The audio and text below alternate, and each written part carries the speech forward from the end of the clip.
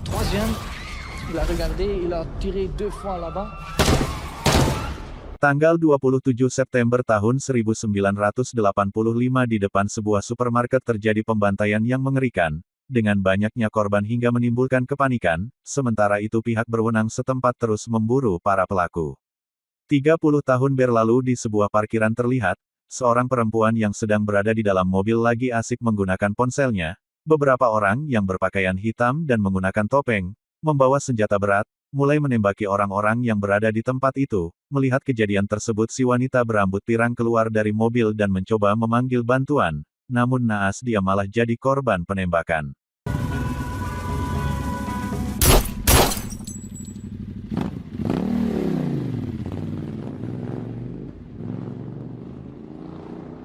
Scene berpindah di mana 4 orang berkumpul seperti sedang merencanakan sesuatu, entah apa yang mereka rencanakan. Mereka mempersiapkan senjata lengkap.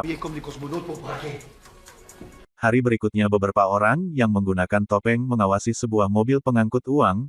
Terlihat mobil tersebut tiba-tiba oleng dan melaju tanpa kendali menabrak pembatas jembatan hingga terjun bebas. Beberapa orang yang terus mengawasi mulai mendekat dan menodongkan senjata, namun anehnya mobil tersebut kosong, tidak ada uang di dalamnya. Beberapa orang mulai masuk dan mengamankan sopir dan pengawal. Setelah mereka mengambil GPS yang berada di mobil tersebut, terlihat mobil yang sama persis keluar. Beberapa dari mereka mengendarai mobil pengangkut yang telah mereka persiapkan. 3 orang dari mereka berikut sopir dan pengawal yang mereka lumpuhkan menuju salah satu bank. Sementara itu salah satu dari mereka mengendarai mobil secara terpisah menuju salah satu parkiran di sebelah gedung yang menjadi target. Mereka memasuki salah satu bank. Setelah menjalani pemeriksaan, mereka masuk dan mulai melancarkan rencananya. Dengan sigap para perampok membawa uang keluar dari tempat tersebut. Setelah mereka mendapatkan hasil rampokan, mereka berusaha keluar. Semua berjalan lancar tanpa ada perlawanan yang berarti dan korban. Setelah menjebol dinding gedung, salah seorang dari mereka telah menunggu, kemudian mereka meninggalkan tempat kejadian. Terlihat seorang perempuan berambut pirang yang terlihat di awal cerita terdiam, kemudian dia keluar ketika hendak menelpon. Beberapa orang berpakaian hitam membawa senjata mulai menembak orang-orang yang berada di tempat itu, termasuk wanita pirang menjadi korbannya. Sementara di tempat lain keempat perampok mencoba menghilangkan jejak mereka berkendara secara terpisah. 2 orang perampok tadi terlihat begitu senang mereka telah berhasil lolos dari polisi, namun mereka tidak menyadari itu awal dari bencana yang akan mereka hadapi. Terlihat beberapa mobil polisi mencoba menghentikannya, namun setelah beberapa saat pengejaran mereka bisa melumpuhkan polisi. Kemudian mereka memacu kendaraan dengan kecepatan tinggi mencoba menjauh, namun beberapa saat barikade polisi menghentikannya hingga terjadi pertempuran. Salah satu dari mereka kena peluru hingga tidak berhasil kabur. Kemudian, diperlihatkan di tempat lain kedua rekan mereka yang lagi bobo bareng terlihat kaget ketika mendengar suara pintu terbuka. Mereka buru-buru mengambil senjata dan memeriksa keadaan, dan ternyata salah satu teman mereka yang berhasil selamat. Pimpinan kelompok tersebut yang bernama Prank mencurigai ada pengkhianat di kelompoknya. Sementara itu di tempat lain seorang jaksa memberikan keterangan bahwa salah satu korban dari perampokan seorang hakim. Hingga beritanya ditayangkan di TV. Sementara itu Prank dan temannya yang sedang menyaksikan berita di TV merasa ada yang janggal dengan adanya 8 korban dari aksinya saat perampokan. Malam itu terlihat menyelinap menemui istrinya. Dia menceritakan apa yang sebenarnya terjadi. Dia merasa dijebak dan semua telah diatur untuk mengkambing hitamkan dirinya. Setelah berpamitan pada istrinya, Prank berencana pergi jauh dari kota di mana dia dilahirkan, namun polisi berhasil menangkapnya. Tanpa perlawanan Prank diinterogasi dengan tuduhan yang tidak dia lakukan. Polisi berusaha mengungkap kematian hakim yang sedang menangani kasus besar tersebut. Prank yang tidak merasa melakukannya, akhirnya dibawa ke sebuah penjara dengan pengawalan ketat.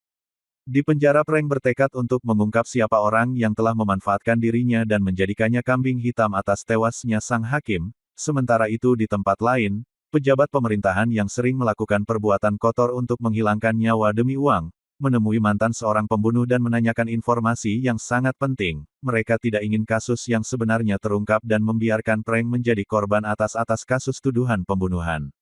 Sementara itu di dalam penjara Prank mulai menyusun rencana untuk mengungkap siapa dalang di balik semua kejadian yang menimpanya. Siang itu Prank mendapat kunjungan. Dia berjalan melalui lorong dan masuk ke sebuah ruangan di mana istrinya telah menunggu. Helena istrinya Frank agar Frank menemui pengacara yang telah dia siapkan dan melakukan pembelaan, namun Frank menolak semua itu karena menurutnya semua itu akan sia-sia.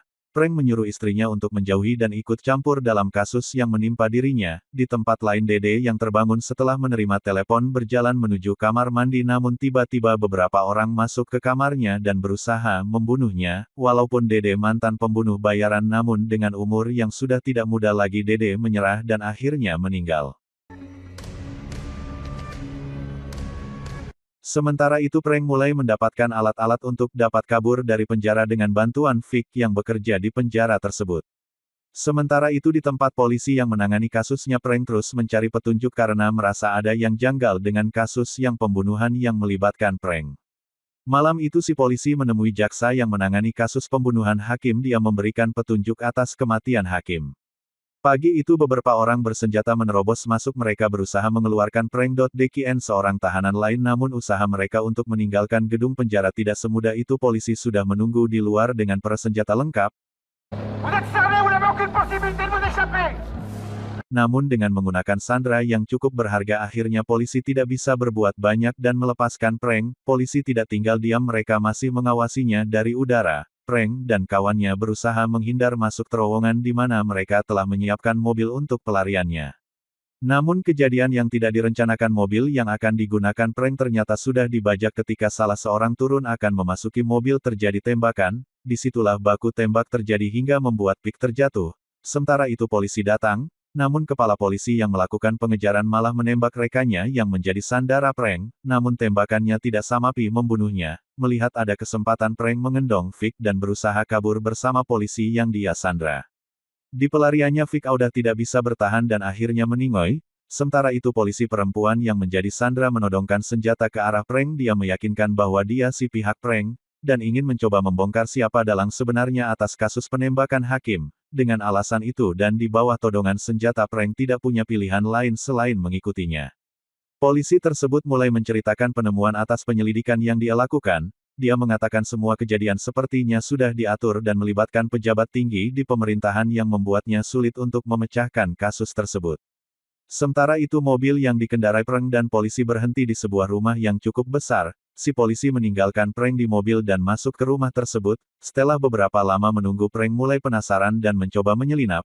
Frank melihat beberapa orang termasuk kepala polisi sedang membicarakan sesuatu. Setelah mendengarkan pembicaraan mereka dan mengetahui siapa yang telah menjebak dirinya, Frank buru-buru masuk ke mobil. Tidak berapa lama polisi perempuan dan beberapa orang keluar. Tiba-tiba salah satu dari mereka mengingat senjata dan menembak polisi perempuan tersebut. Sadar akan bahaya, Frank kemudian mencoba kabur. Besok harinya Frank yang mengendarai motor menemui seseorang dan menyerahkan bukti kejahatan pejabat yang terlibat dalam pembunuhan Hakim. Frank yang sudah mengetahui dalang-dalang pembunuh Hakim dan mengkambing hitamkan dirinya, menuju sebuah gedung dan menunggu untuk menyelesaikan urusannya.